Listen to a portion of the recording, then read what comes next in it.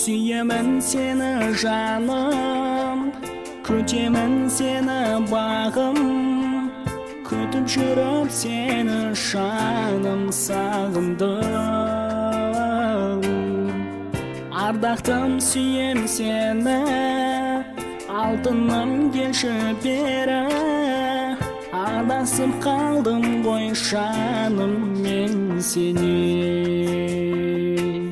Ұнатам сені, ұнатам жаным сені, ұмыта алмай жүрмін жаным мен сені.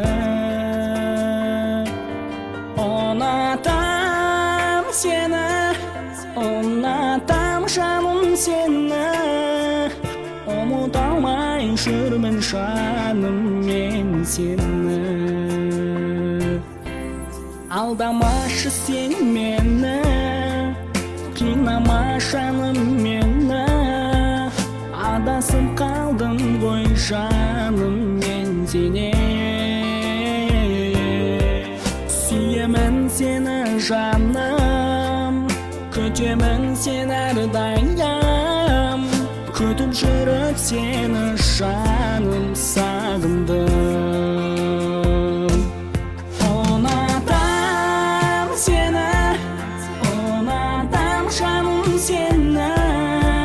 Ұмыта алмай жүрмін жаным мен сені. Ұнатам сені, ұнатам жаным сені, ұмыта алмай жүрмін жаным мен сені.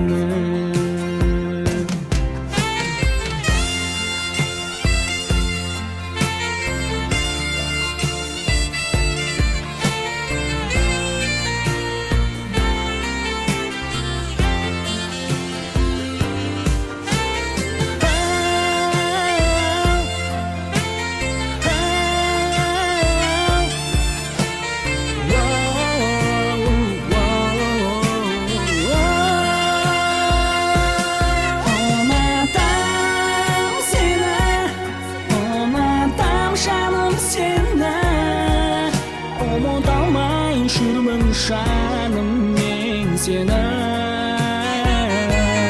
Ұнатам сені, ұнатам жаным сені, ұмыта алмай жүрмін жаным мен сені.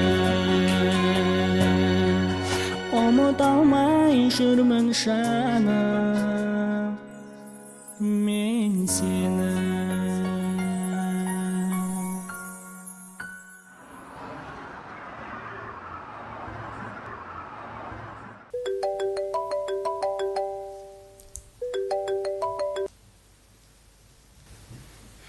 Иә, жан. Танасың? Үйіңе жеттің ба? Иә, мен үйдемін. Жарайды, ертең жолығамыз. Аха, жарайды.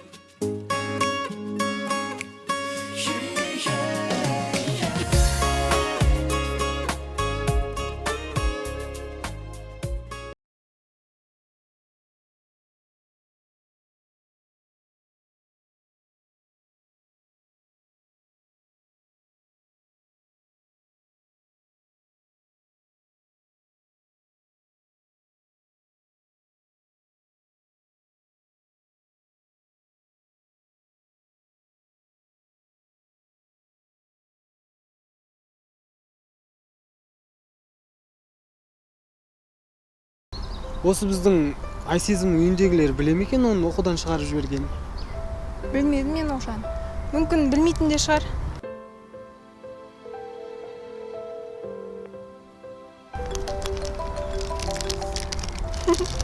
Талғат, не қара, Айсезімді айтып отыр еді, өзі де звондап жатыр. Алсаңшы енді. Алло? Сәлем? Салтанат, сен қайдасың?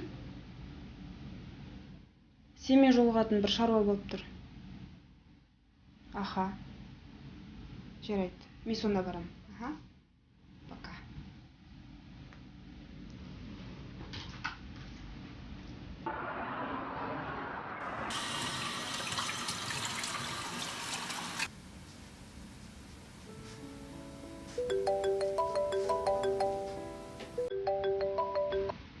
Да, жаным?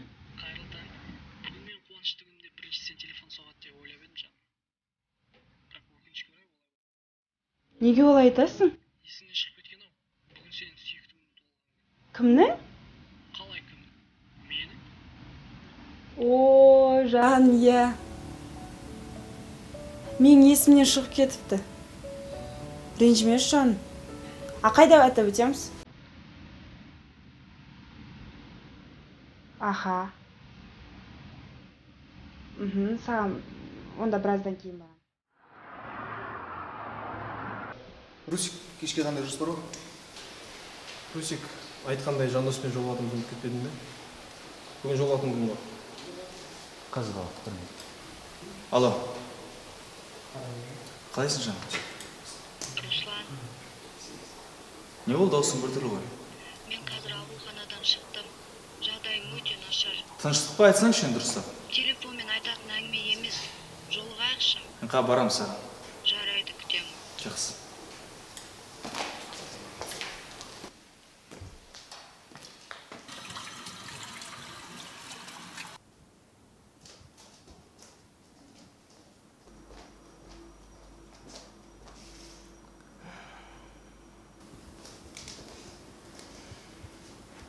Айсезім соңғы кезде мүлдем өзгеріп кетті.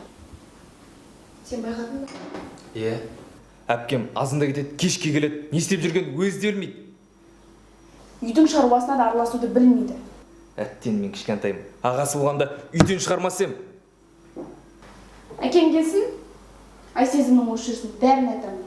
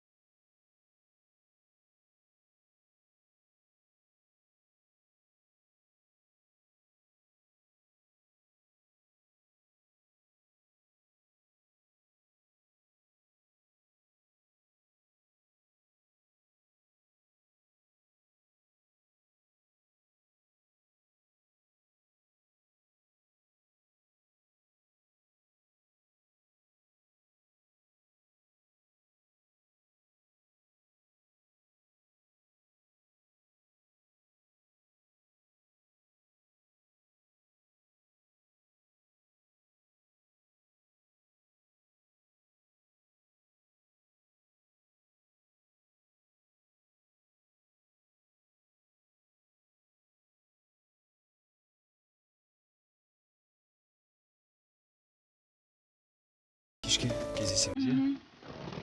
Уайымдама, барлығы жақсы болады. Жарайды. Жақсы.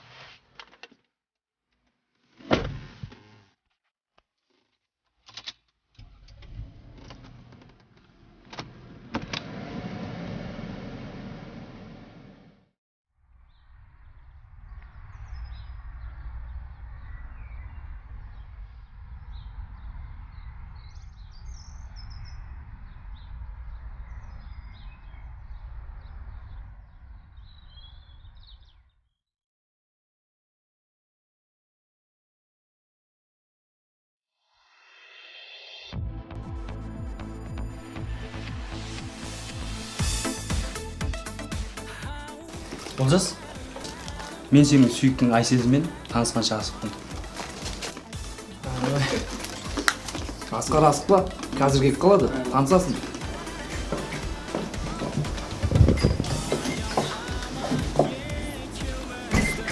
Олжас, жаңа туған күніңмен. Туған күніңмен. Рахмет, жеңдер кімдір? Кір жана. Олжас, сен маған ренжімейсің. Неге? Сен туған күнін құттықтамағаннан. Жоқ жаным, жүр кірейік кішкене. Сіздер көрмепсіз ғой? Сәлем, кел, тірлетіп кел. О, қош келдіңіздер. Туған күнің менен, туған күнің менен, туған күнің менен, туған күнің менен. Отырыңдар жайғасыңдар. Айсезім, таныс қой. Асқар менің дос балам. Асқар, міне менің жаным Айсезім. Таныс қойыңдар. Асқар, Айсезім. өте қуаныштымын. Мен де. Жайғасайық, отырыңыз. Достар, бүгін міне Олжас бауырымның 21 жасқа толып жатыр. Өте керемет. Өте жақсы, өте көңілді өтіп жатыр, бірақ біз қазақ ет жесек артынан сорпа ішкіміз келеді ғой. Сол сияқты ән тыңдадық, биледік. Енді бір әзіл болсын. Мына туған күн өте керемет өтіп жатыр, бірақ осы туған күнге, Олжас бауырым туған күніне Нұржан ағамыз келсе дұрыс болатын еді, бірақ келе алмады өкінішке орай. Өзі келмесе де, мен сол Нұржан ағамыздың дауысын салып берейін. Нұржан ағамыздың кішігірім әзілін қабыл алыңыздар, не ғой? Жалпы енді Рамазан айы жақсы ғой.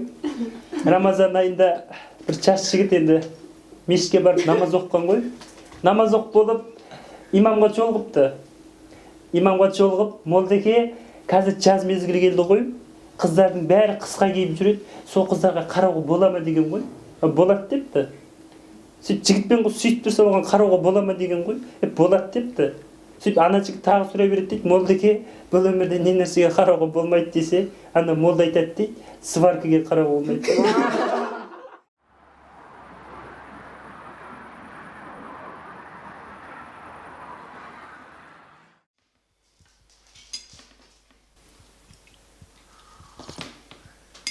Әке, ал балам, айта бер. Бірдеңе айтайын деу. Иә, құлағым сенде. Ұмытып қалдым ғой. Бұлар жап-жас боп айтатындарын ұмытып қалады. Әке, алдында сізге айтайын.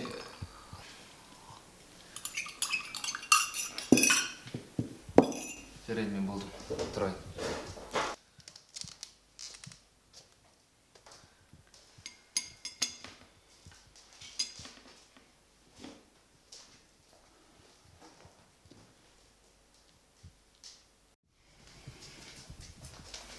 Марат, сен не білдімек болдың?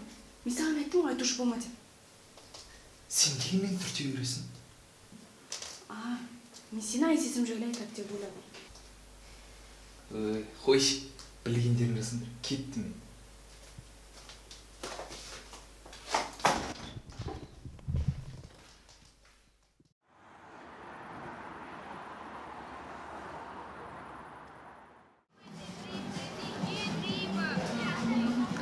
Алло?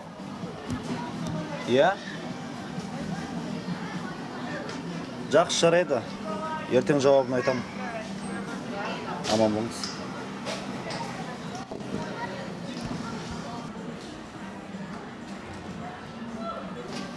Қанат бауырым, саған бір өтініш айтып едім, ұмытып кеттім ғой деймін. Бауырым, не ол? Расында есімде жоқ. Жанардың номерін алып берші деп айтып едім ғой. Жанар, иә. Болды, алып бері.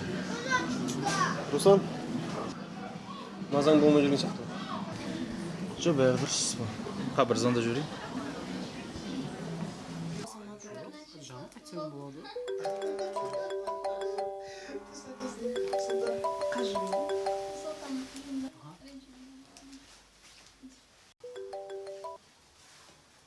Алло.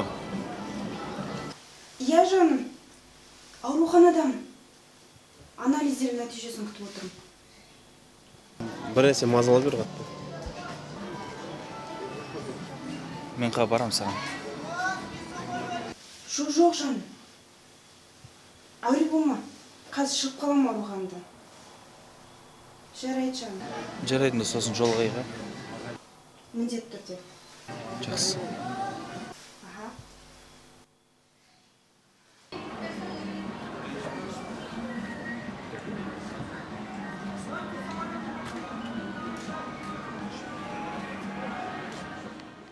Жайна, мен саған айттым.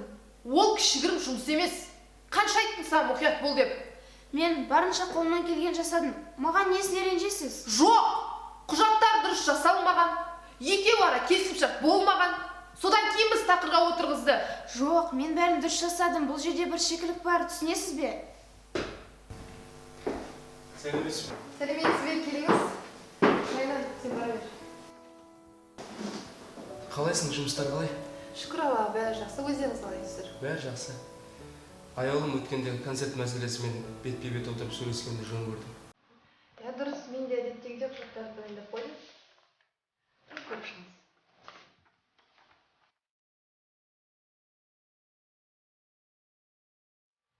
Сіз менің түсінігім бойынша 15 концерт қой, солай ма? Солай.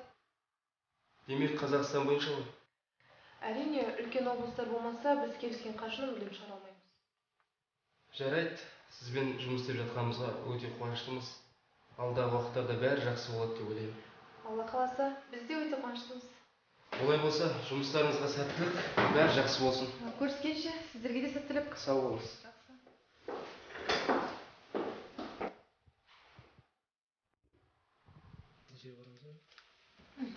Қыздар, жігіттер, қызық болмай кеткен секілді.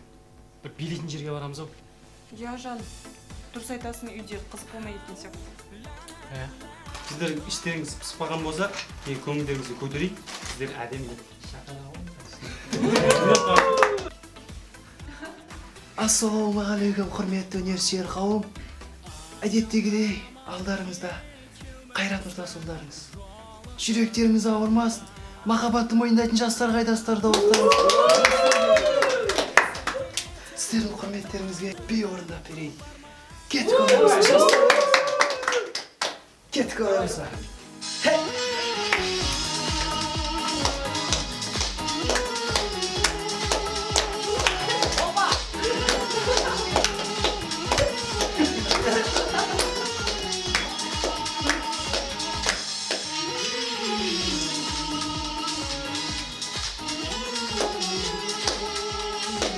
Бәріміз бірге.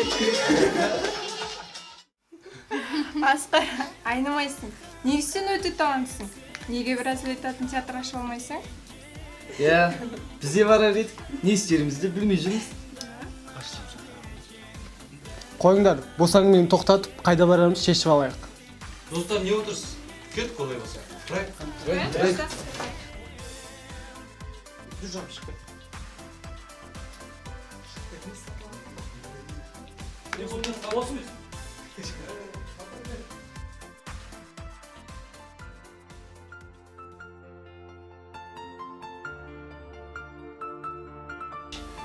Кешірсін қалдым. Рахмет көмектескеніме. Ештеңе бит.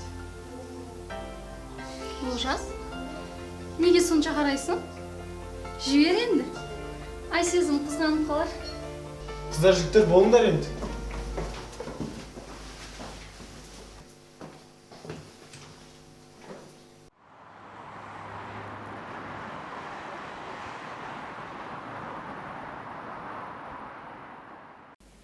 Чемпионатқа өңір аудандары мен облыс қазақ күресімен айналысамын деген балаларға бар жағдай жасалып келеді. Зрители ждет теленабор. Сегодня в Алматы Шынар, произошло удивительное событие, уже больше сен не істеп отырсың? Көрмей отырсың ба? Тоқып отырмын. Петропавлда жасөспірімдер арасында қазақ күресінен дәстүрлі облыстық чемпионат Тым болды ғой, жатсайшы енді. 12 ауданы мен говоря с ней, хочу отметить, что сейчас Қазір.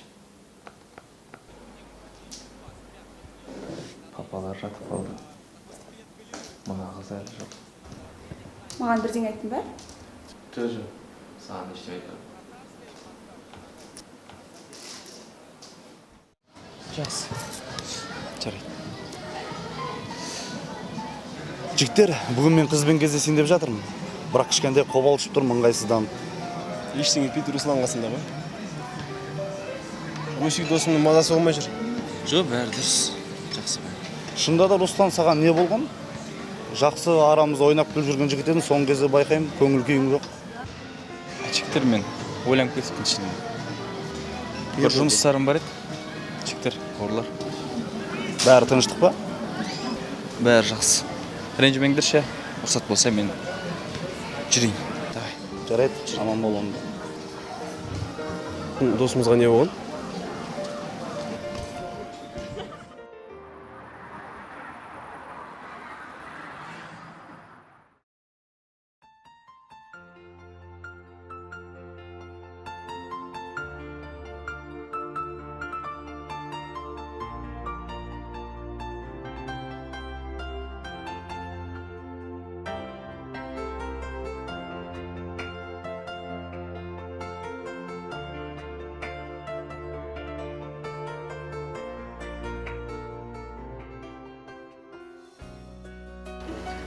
Менің құтпарым ешқайсы жаман емес. Солай ма Салтанат? Әрине, қазақтың әр қызы сымбатты. Солай ма жігіттер? Иә, мен де сымбаттымын бір қараған кезде. Үйдегілер сындырып жатыр. Ренжімеңдер, сөйлесіп алайын. Жарайды жан, сөйлес ол. Жанар, сен неге көңілсізсің? Иә, мен де байқадым. Әлде бір жерің ауырып тұр ма? Неге олай ойлайсыңдар? Мүмкін мен ауырып та тұрған шығармын. Қалай? Неге расында ауырып тұрмысың? Иә, бірақ ешкімге айта алмайтын дертке шалдықтым.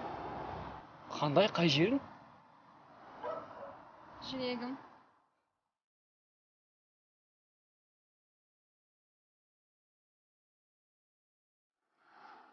Ренжімеш жан. Бүгін көңіл күйім болмады менің баратын.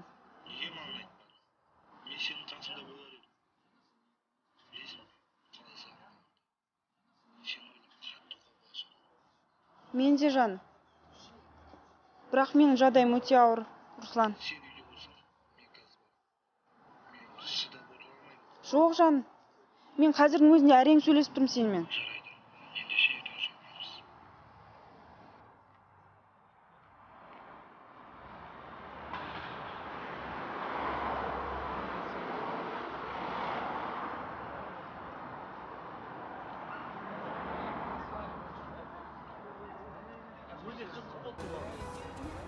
Басқа қылғанымен ерекше тұрған болса, айтпаш маған бидай тез.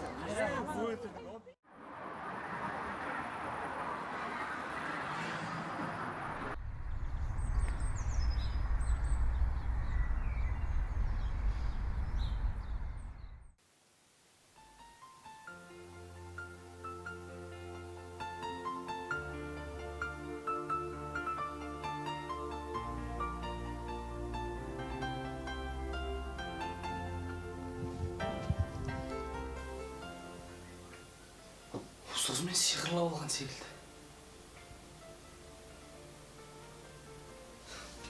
Неге мазақ қып жүрегімде да?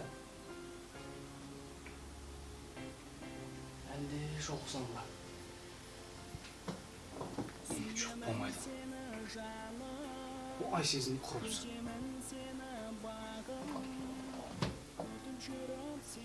Кездесем айт қойып жүрер.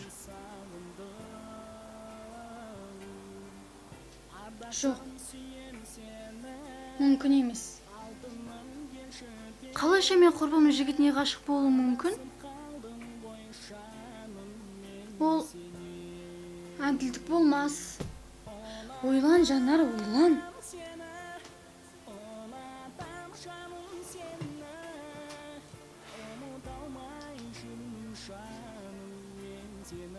Неге ойымнан шықпайды?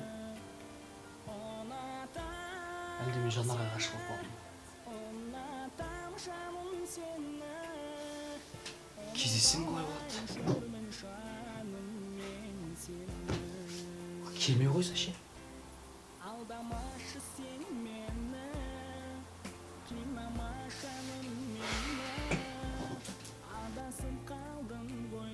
Әлде кездессем ба?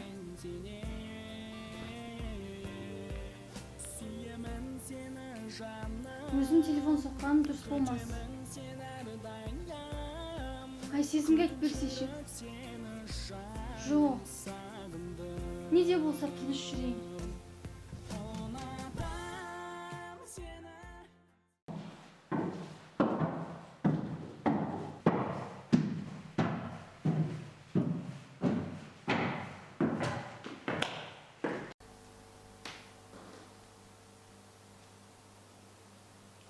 Сәлеметсіздер. Сіздердің тапсырмаларыңызды орындап қойдық. Тағы не бұйырасыз? Аға, жарайды, өздеріңіз айтарсыздар. Сәлем, қалайсыз? Жұмыс қалай? Кешегі тапсырманы қабылдадың ғой? Иә, тіркеп сізге өткізіп қойдым. Енді қол қойсаңыз болды. Жарайды, жүр.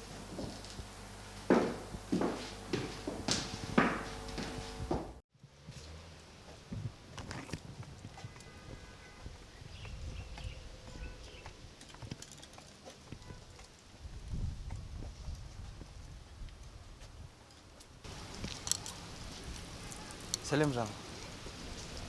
Қалайсың? Бүгін міндетті түрде жолығайық. Кешегі анализдерің қалай болды? Анализдеріңді ала кел. Менің бір білікті докторым бар еді, соған көрсетейік. Жарай ма? Жақсы. Жақсы.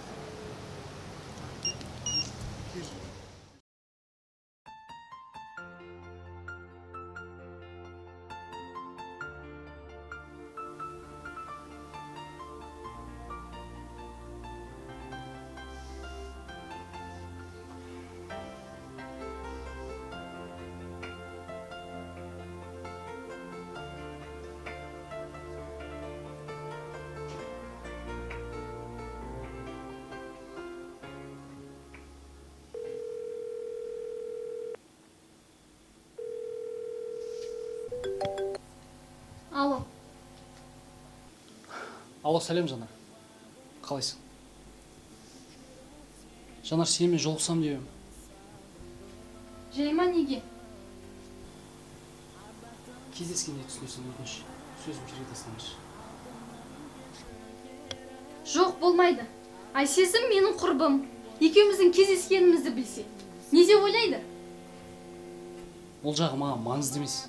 Не ойласа өзгеріп. Жоқ, болмайды.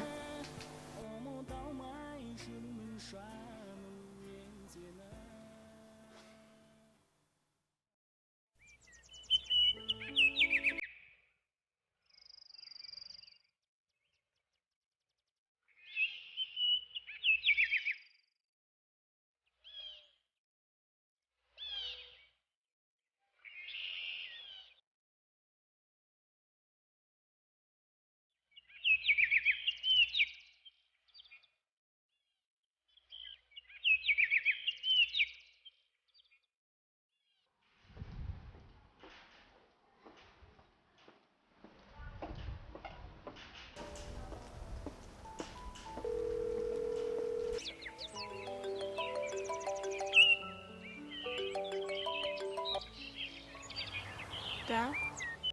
Салтанат. Сен маған көмегің керек болып тұр. Не көмек керек? Мен қазір өте қиын жағдайдамын. Тыңдап тұрмын. Аха? Не үшін? Сенің басың істемейді. Неге олай жасамақшысың? Жарайды. Кім ол? Не дейді? Айсезім ғой. Бірден өтіп жатыр. Тағы ақша сұрап жатыр ма?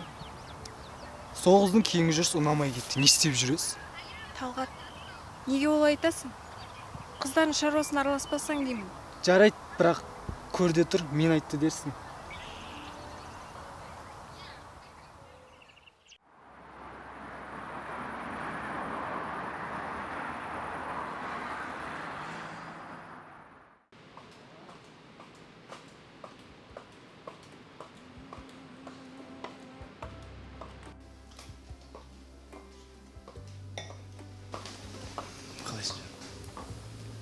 Кел отыр.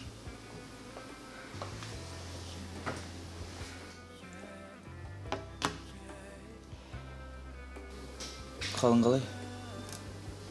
Жақсы емес, Руслан. Мен өзім де сенбеймін. Мен әлі жаспын ғой.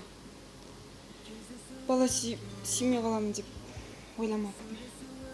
Жаныма не деп отырсың? Не айтып кеттің? Айтшы дұрыстап. Айтуға аузым да бармайды.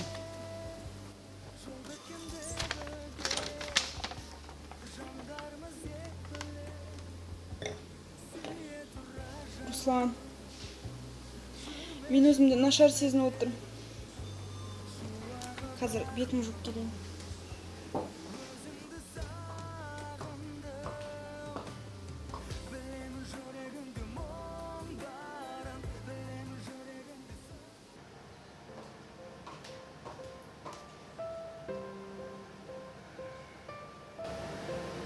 Салтанат, звондап тезірек айтшы.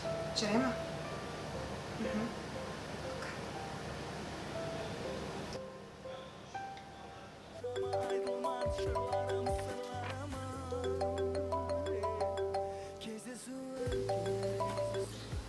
Да. Сәлеметсіздер ме? Бұл Айсезімнің телефон нөмірі ме? Дұрыс түстім бе? Айта бергісін де отырмын. Ендеше айта салыңыз. Айсезім миында қауіпті ісік бар. Тездетіп операция жасату керек. Ол тек шетелде жасалады. Тездетпесе өміріне қауіп төніп тұр. Жарайды.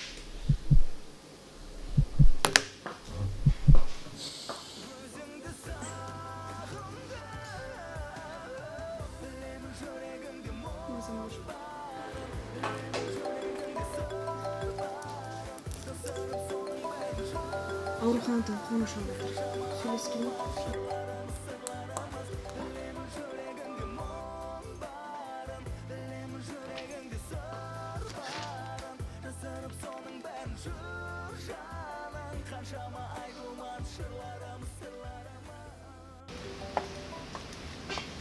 Аужан, не болды? Тез айтшы. Я, мен үйдем. Қасында папалар бар. Маған ақша керек. Не болды? Айтшы енді, жан. Бере тұршы болмаса. Бір жағдай болды. Жарайды.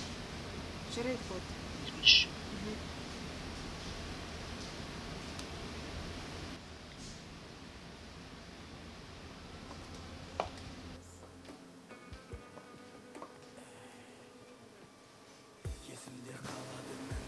Не болды тағы жан?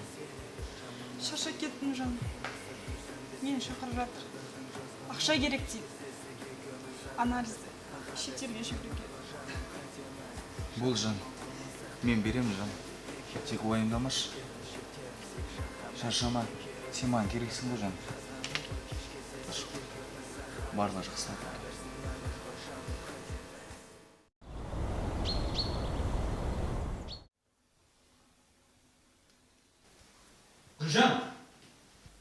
Гүлжан, қайдасың, мұнда кеш?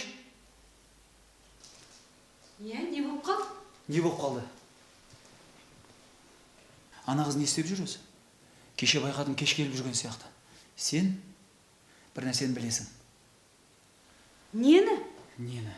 Әлде бір нәрсе бүлдіріп жүр ма? Тіпті ашулысың ғой? Сен байқа, кейін кезде оғыздың жүрісі көп болып кетті. Сен сөйлес, немесе мен сөйлесейін. Айналайын-ау, мен айтсам білесің ғой хатты айтып жіберетінді. Сен анасы емессің бе? Сен сөйлес. Жарайды, сөйлесейін. Жарайды, сөйлесейін. Тіпті ашулансың ғой? Ештеңе бүлдірген жоқ қой? Еке, келет, кетет, үй шаруасына мүлдем араласуды қойды. Шынар жалғыз өзі тазалап, ыдыс жуып жүреді. Марат, неге олай айтасың? Ол студент, кітапхана, одан қалай берсе интернет. Ары-бері сандалып жүр емес пе? Оның үстіне жақында конкурс болады екен. Сонымен жүр, миы қатып. Жарайды. Болды. Біз өзіміз сөйлесіп отырмыз. Барыңдар бар. Шаруаларын істеңдер.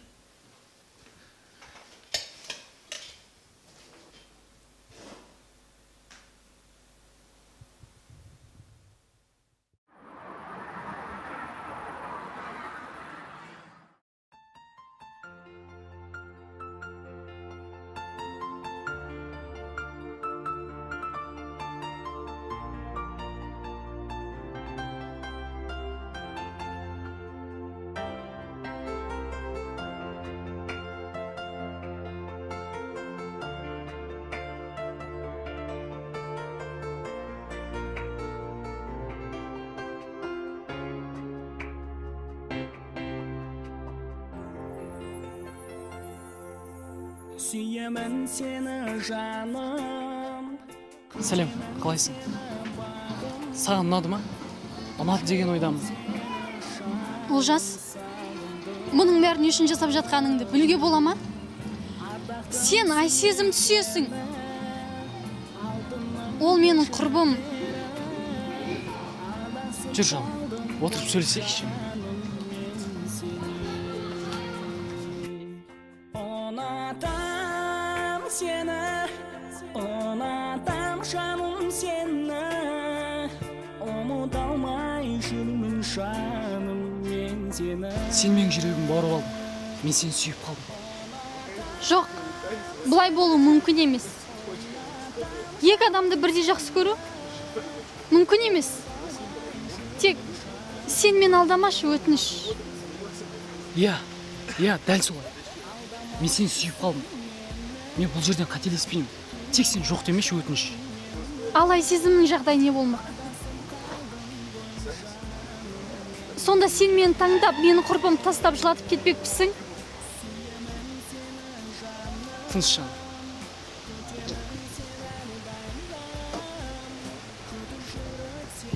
Сен мен жақсы көресің бе?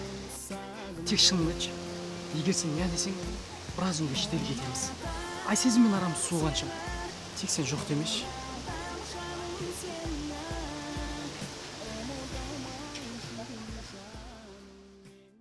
Руслан, мен білем, сен Айсезімді шын сүйесің.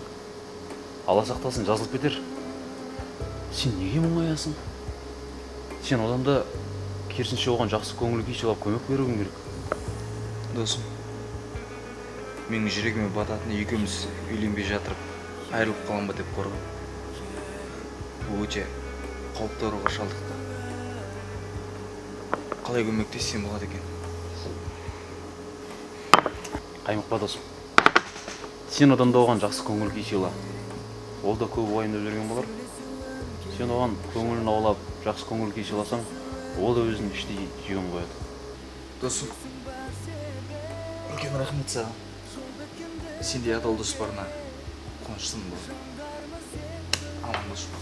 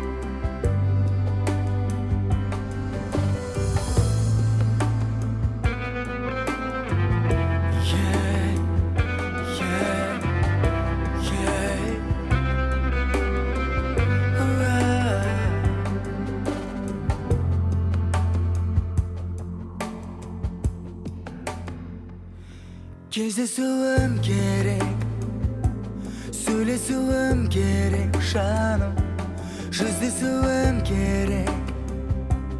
Білесің бар себеп, жол біткенде бөгет, жандарымыз деп бөлек. Сүйе тұра жаным, жүрмеші өкпелеп, шуағы бағымның өзіңді сағындым. Білемін жүрегіңде мұң барын, білемін жүрегіңде сыр барын. Жасарып соның бәрін жүр жаның, қаншама айтылмас шырларымыз, сырларымыз. Білемін жүрегіңде мұң барын, білемін жүрегіңде сыр барын. Жасарып соның бәрін жүр жаның, қаншама айтылмас шырларымыз, сырларымыз. Кездесуім керек, түсіндіргім келек бәрі. Керек саған не деп, алшақтап кетпе тек, жабырқады жаным. Өзіңсің ең керек, кешір дағы бәрін, кешір сен елеп шуағы бағымның өзіңді сағымды білемін жүрегіңде мұң барын білемін жүрегіңде сыр барын жасырып соның бәрін жүр жаның қаншама айтылмас жырларымыз сырларымыз білемін жүрегіңде мұң барын білемін жүрегіңде сыр барын жасырып соның бәрін жүр жаның қаншама айтылмас жырларымыз сырларымыз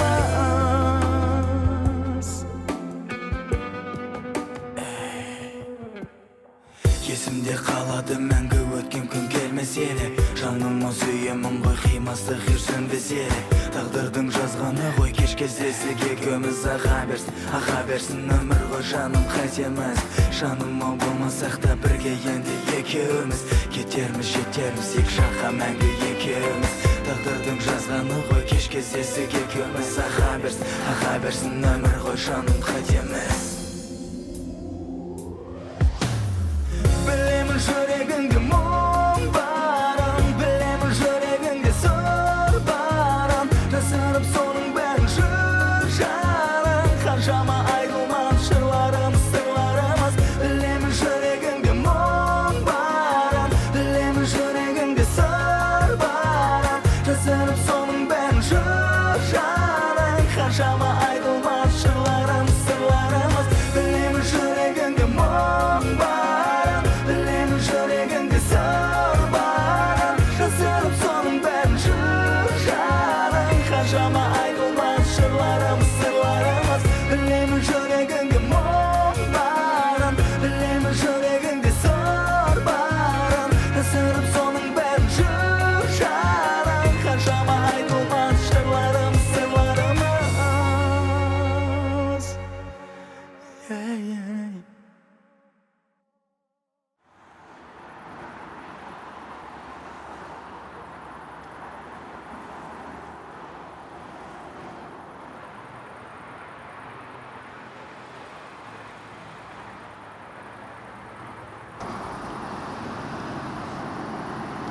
русский шықты ғой жігіттер Ай сезімбе көрінбей кетті. ой саған әңгіме болса болды осы Қойыңдар жігіттер, нелерің бар біреудің өмірінде? Осынан келмейтін сияқты. Телефон өшіп тұр, кете берейік. онда телефон қосқанда өзі хабарласар жылжи берейік жаймен жүріңдер кет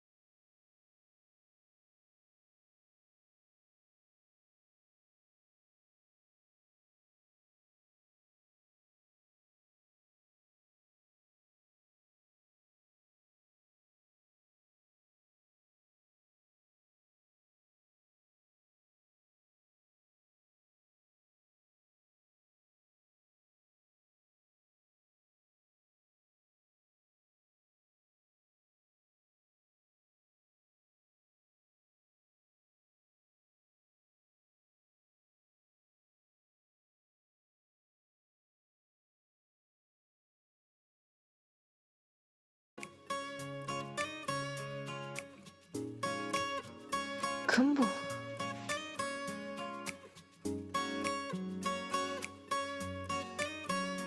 Неге мен үнемі осыны қараймын?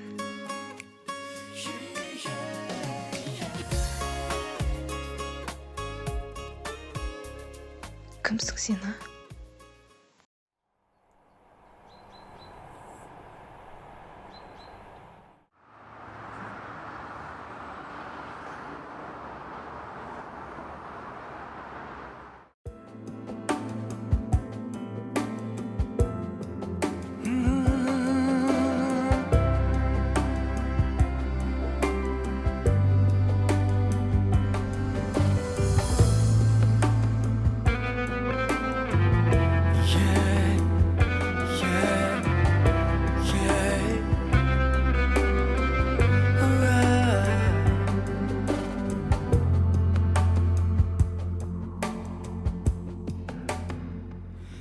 Кездесуім керек, сөйлесуім керек жаным, жүздесуім керек.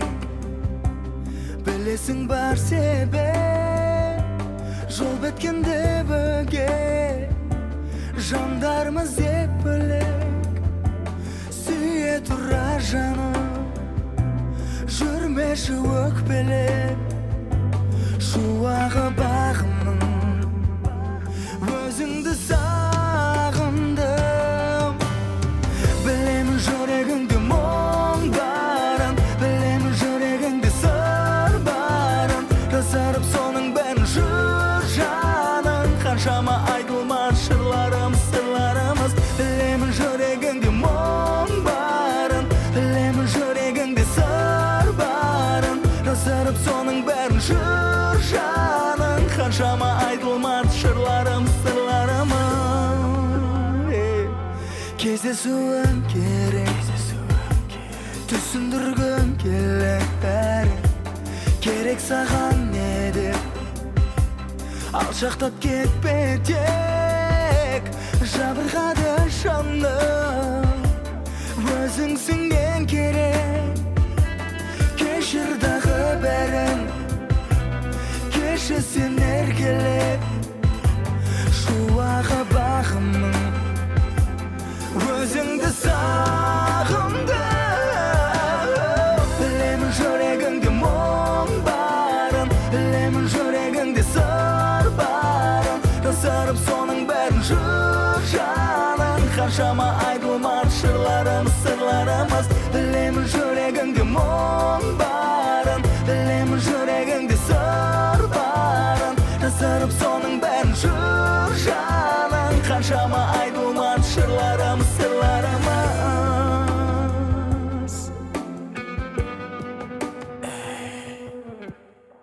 Есімде қалады мәңгі өткен күн келмес еле.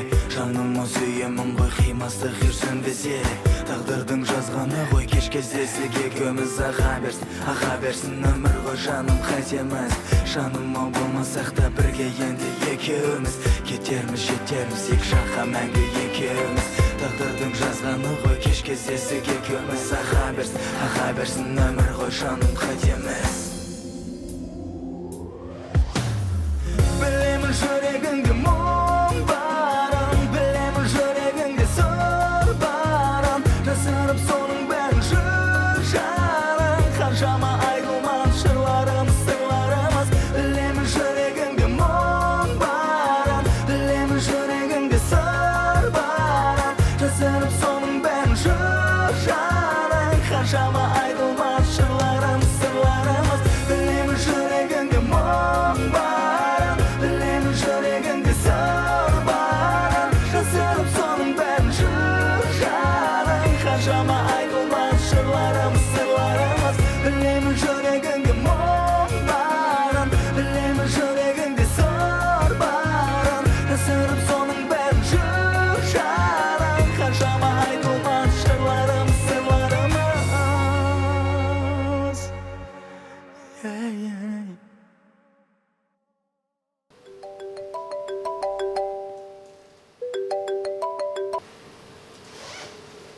Да, жан.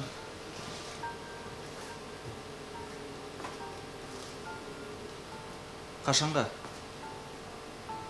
Жаным, уайымдамашы. Жаным, уайымдама, барлығы жақсы болады. Мен ол ақшаны міндетті түрде табамын. Тек уайымдама, жан. Уайымдамашы, жаным. Жақсы ма? Жақсы, жан.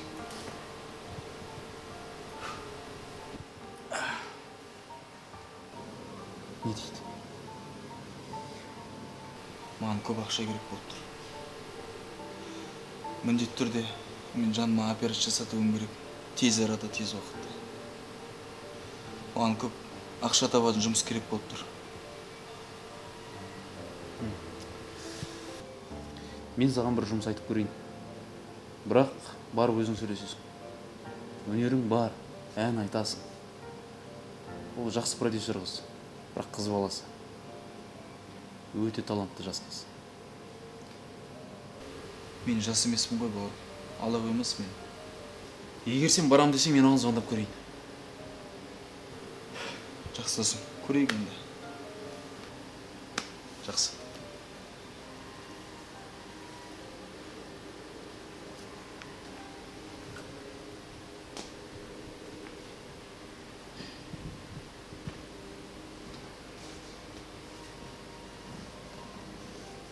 Алло, Айылым. Сәлем. Қалың қалай?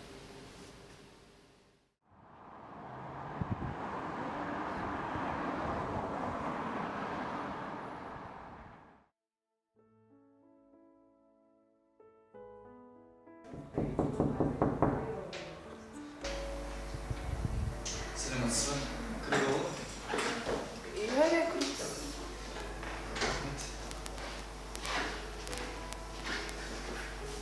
Отыруға, болады ма? Иә, отырыңыз. Ренжімеңіз біреу. Мен Сұлтан арқылы келдім. Маған бір жақсы жұмыс керек болып тұр. Себебі көп қаражат керек болып тұр операцияға. Сол себепті сізге келіп отырмын.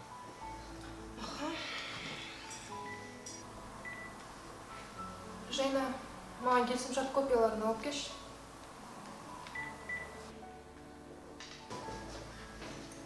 Сәлеметсіз. Мен келісімшарттың бәрі. Өзіңіз көре берерсіз. Мен кете берейін.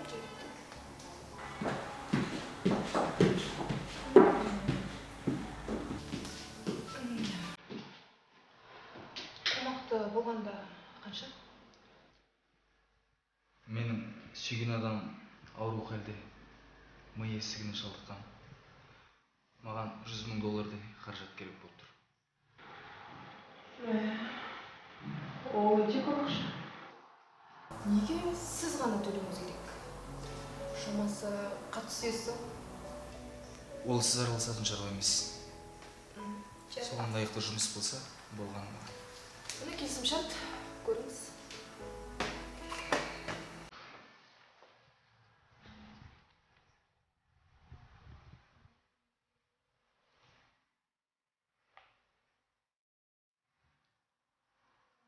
Жоқ, мен босқа көп уақытын жоғалтады екенмін.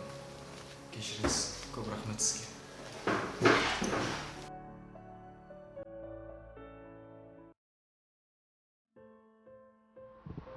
Бұл менің алдыма келді. Мен өзім зорғастар. Неге сонша қобалжыдым? Жоқ, мүмкін емес. Көрмей, білмей, қалай ғашық болуға болады?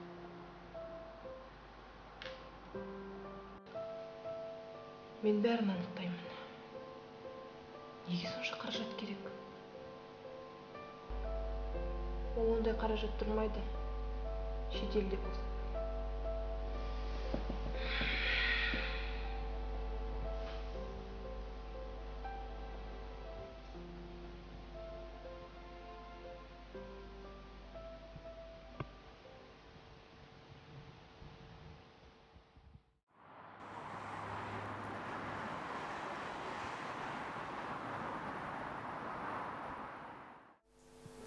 Ай, Руслан. Дөп түсіпсің тұрына. Бірақ мен сенің көзің ашам.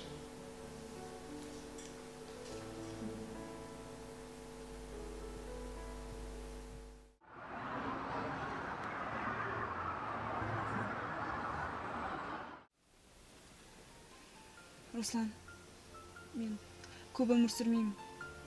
Менің аз өмірім қалды. Жоқ, жаным. Мен ақшаны міндетті түрде табамын. Мен сені шетелге алып кетемін деді. Тек қасымда болсаң болған жан.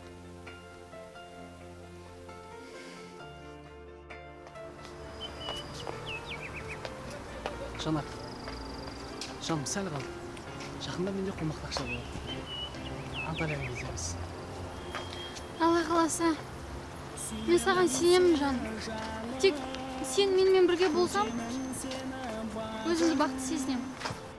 жүріп сені шағым сағындым, ардақтым сүйем сені, алтыным келші бері, мен де жын.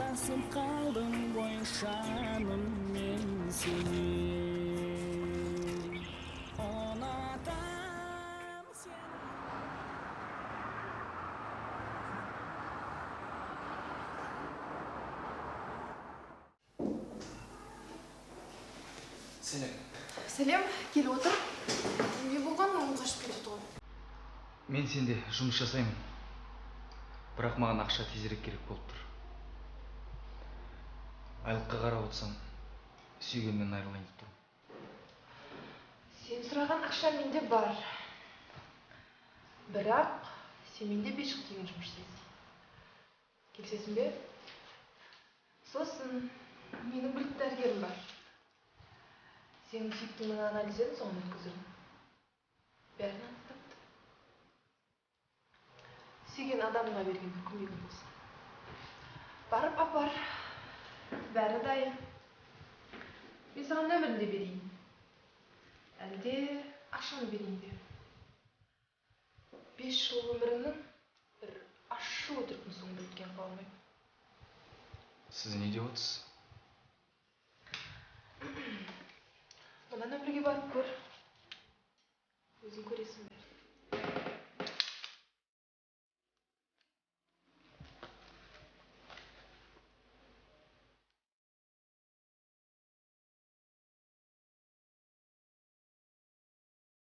Алло. Жаным, қайдасың? Мен барам саған қазір. Докторға жолығамыз. Жоқ, дайын отыр, түсіндің бе?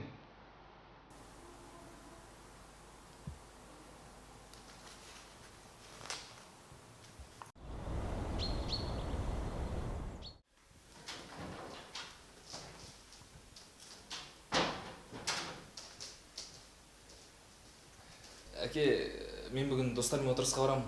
Жоқ демеңізші. Балам-ау, қалай мен саған жоқ деп айтам. Сен ақыл тоқтатқан азаматсың ғой. Қазір заманы өзің көріп тұрсың. Қандай екен? Тыныш барып, тыныш қайтам, сен бара ғой. Жарайды әке, рахмет. Сіз де алтын әкем барына мақтан тұтамын.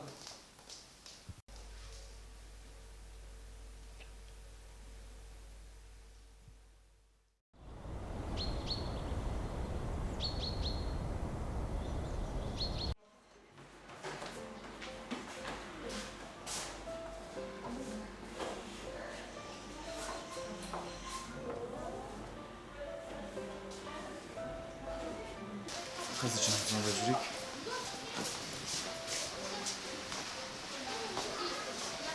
Алло, сәлематсыз ба? Мен сізге Айолым ханымның атынан келіп тұр едім. Аха, түсінікті. Сіздердің қорытындыларыңыз дәрігердің алдында тұр. Сол жерде күте тұрыңыздар. Мен қазір шығамын. Жарайды. Қазір шығады жан. Мен сені бүгін қалай да қаратамын. Мойындамашы. Руслан, бұл жерден кетейікші. Мазам болмайды тұр. Сен міндетті түрде бүгін қаратуым керек. Әне өзі де келе жатыр. Сәлематсыз ба? Сәлем, сіздермен біздің қорытынды бойынша Айсезім ханым ми ісігіне шалдыққан. Жоқ, мүмкін емес. Сіз не айтып тұрсыз? Мен ешқандай ауру емеспін. Сіз қателесіп тұрған жоқсыз ба? Мен бәрін әдейі жасағам, Руслан. Жаным, барлығы жақсы болады қойшы, жаным. Жоқ. Операция жасатуға тура келеді, жаным. Уайымдамашы, жаным, мен қасыңдамын ғой. Жоқ, Руслан, мен ешқандай ауру емеспін. Мен бәрін әдейі жасағам. Мен ешқайда бармаймын. Мен ешқандай ауру емеспін, Руслан, неғып түсінбейсің сен? Жаным, сен өзің сенің... Мен әдейі жасағам бәрін. Барлығы жақсы болады, мен қаратамын, сен өзің... Соңына дейін өзім қасыңда боламын, жаным. Тек уайымдамашы.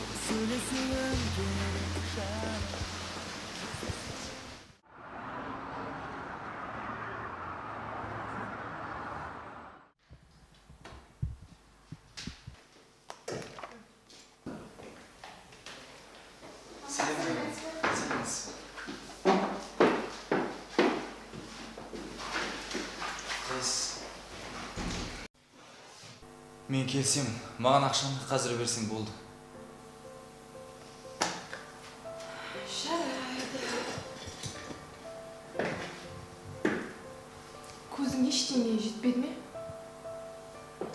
Айсезім саған өзінің өтірік жасап жүрген. Ауру емес екен, айтпады ма саған сонда? Ол өз-өзіне сенгісі келмейді. Ол дәрігердің айтқанын қатты қабылдап қалды өзіне. Әрине. Өйткені ол сені осы күнге шейін алдап келген. Жаңа саған шығып мәлімет берген, ол дәрігер емес. Ол жай ғана еден жуушы. Тек оның ауру емесіне көзің жете ме десем, көзің соқыр болып қалған екен. Сонда өз аузымен айтқан сөзіне сенбедің бе сонда? Жоқ, ол мүмкін емес. Қалай сонда ол? Мен білем ол мен сүйетіні. Сенбесең, міне ақша, бірақ жалған. Осыны бер, сонда көресің қорытындысын. Және қызды таппай қалған жағдайда, мына мекенжайға барып көрсең, өзіңнің көзің жетеді. Көп рахмет саған, Айгүл.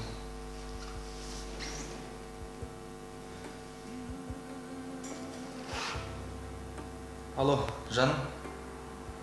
Қайдасың сен? Менің қолымда ақша бар. Мен саған ақшаны апарып берейін, мен өзім билеттерді ала берейін. Жарай ма? Жақсы, жаным.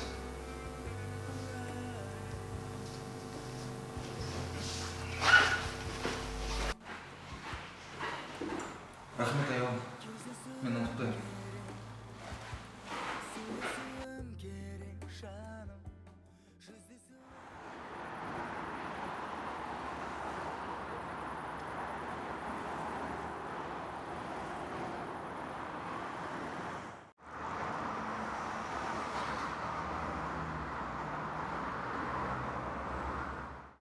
Жаным, мен сен үшін бәріне дайынмын. Білесің ғой, табам дедім, таптым. Жаным, мына ақша сенде бола берсін.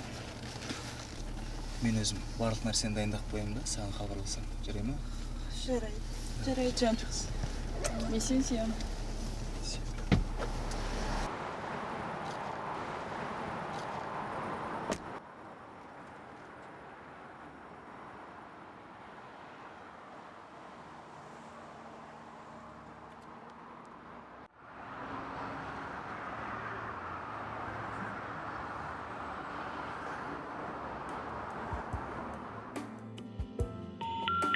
Абонент временно недоступен. Перезвоните позже. Абонент временно недоступен. Перезвоните позже. The subscriber is not available now. Please hold back.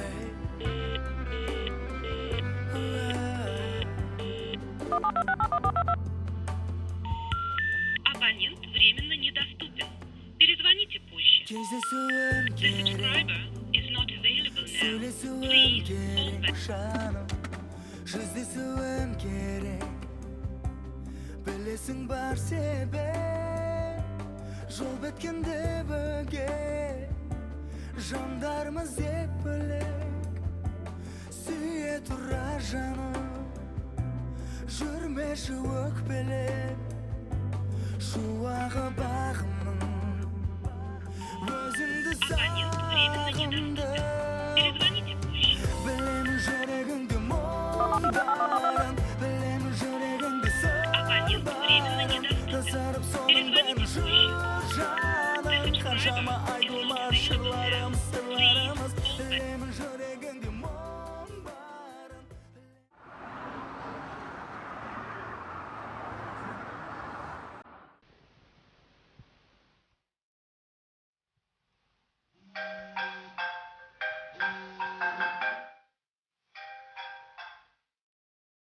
Сәлем. Сенің айтқан дұрыс келді. Мені алдады. Руслан, сен өте керемет жігітсің. Ол саған тиемес. Көзің жеткенде мен өте қуаныштымын. Тағы да көзің жеткізгің келсе, мен берген мекенжайға барып көр. Жоқ, бәрі белгілі. Оның енді еш маңызы жоқ. Мен өзіме келіп алайын, сосын саған хабарласам. Жарайды. қуаныштың көзің жеткеніне. Саған бір қадам болса да жақындай түсті.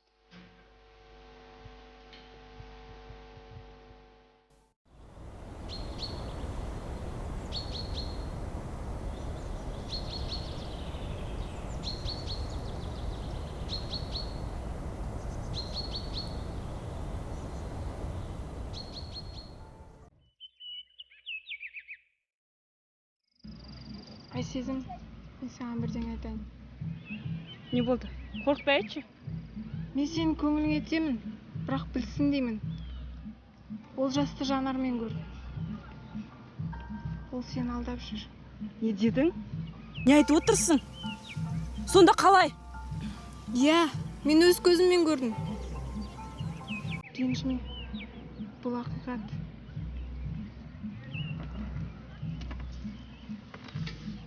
Жарайды, мен барайын.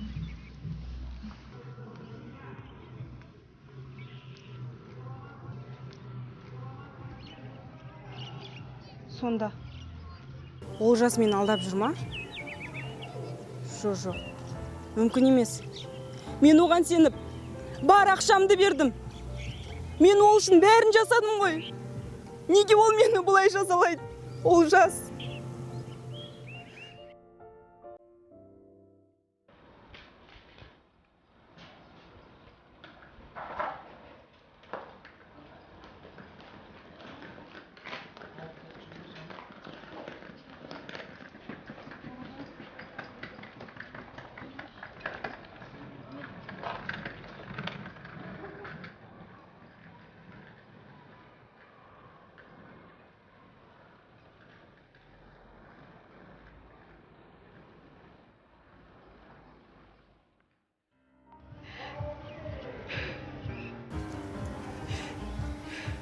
Мен сен үшін бәрін жасадым ғой. Мен саған сені бүкіл ақшамды бердім. Тіпті сен үшін өзіме қымбат адамдарды өмірімнен сыздым. Неге мені бұлай жасалады, Олжас?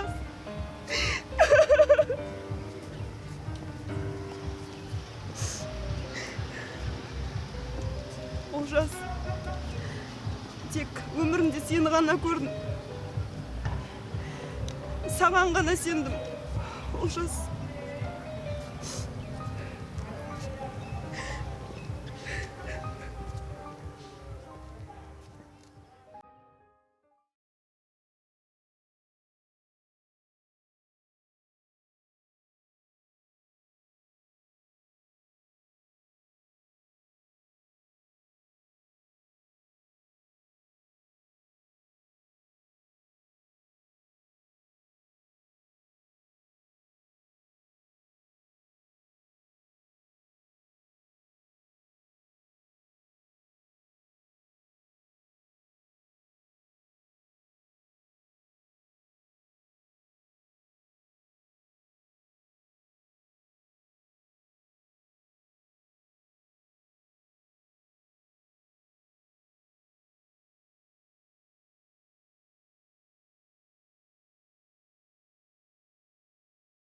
Сәлем.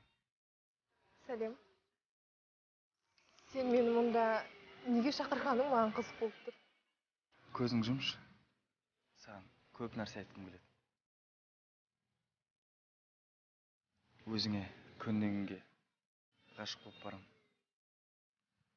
Ғашықтығым күннен күнге артып барады. Көзімді жұмсам, бейнең көз алдымнан кетер емес. Көзімді ашсам, көзім сені тек қана іздеумен болады. Жаным, айолым, мен сені жақсы көрем. Мен сені сүйем, мен сүйгенде сені ешкім сүйе алмайды. Себебі ешкімде менің айолым жоқ. Тек қана менде ғана.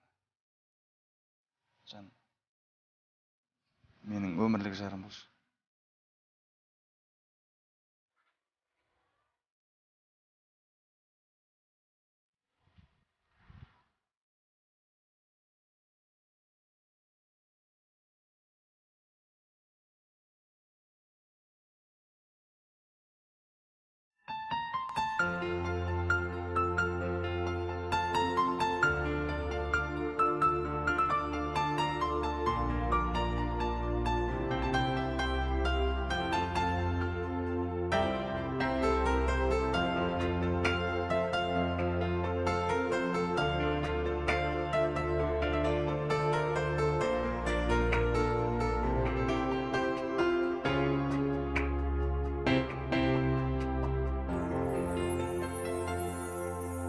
Сүйемін сені жаным, күтемін сені бағым, күтіп жүріп сені шаным сағындым. Ардақтым сүйем сені, алтыным келші бері, адасып қалдым ғой жаным мен сені. Ұнатам сені, ұнатам жаным сені, ұмыта алмай жүрмін жаным мен сені. Ұнатам сені, ұнатам жаным сені, ұмыта алмай жүрмін жаным мен сені. Алдамашы сен мені, қинама жаным мені, адасып қалдым ғой жаным мен сені.